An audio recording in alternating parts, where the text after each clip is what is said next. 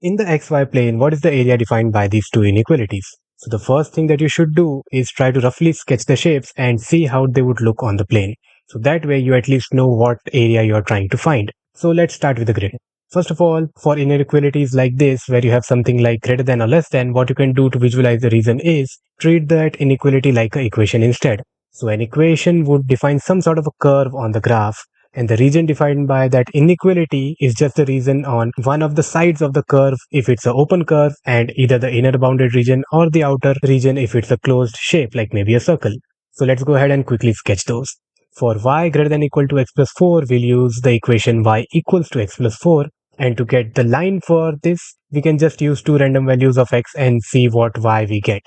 Then draw the line using those points. So for x equals to 0, we get y equal to 4, and for x equals to minus 2, y equals to 2.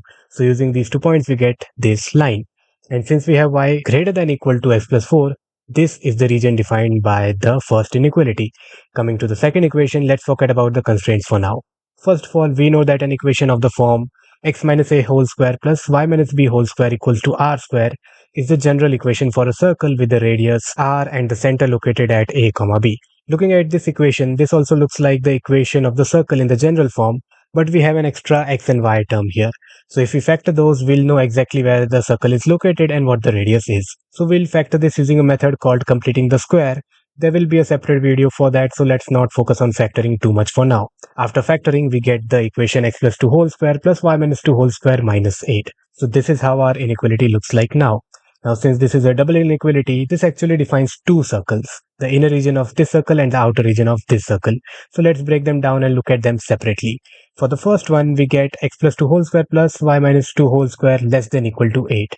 So this is a circle located at minus 2, 2 with a radius of root over 8. And we want the inner region for this circle. So let's only shade the part that we want. For the second one, we get x plus 2 whole square plus y minus 2 whole square greater than equal to 4. So this is also a circle located at same point but with the radius of 2. Now it seems pretty obvious that we want to find the area of this thin strip. But how do you find this area? Let's tackle this step by step. First, let's forget about the line. Instead of looking at the strip, let's look at the whole ring. The area of this is just the area of the bigger circle minus the area of the smaller circle. So that means pi into root 8 squared minus pi into 2 squared. So 8 pi minus 4 pi, which is 4 pi. And now, since this line passes the center of the circle, it divides the circle exactly in half. So the area of the ring is also divided exactly in half. Therefore, the area of the strip is 4 pi by 2, that is 2 pi. So if you are also preparing for the CAT 2025 exam, don't forget to subscribe so you don't miss out on our future tutorials, and thanks for watching.